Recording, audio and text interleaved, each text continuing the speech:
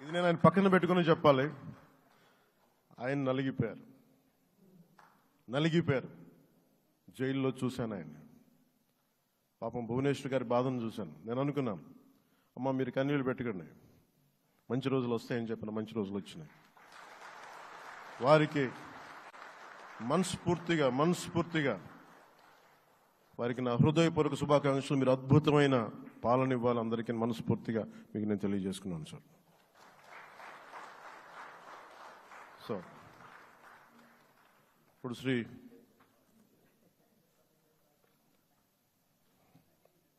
Bharatiya Janata party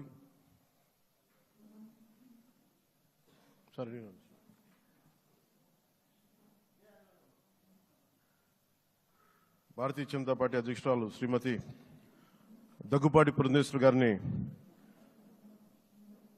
వచ్చి వారి మద్దతు వారి సందేశం ఇవ్వమని కోరుకుంటున్నాను.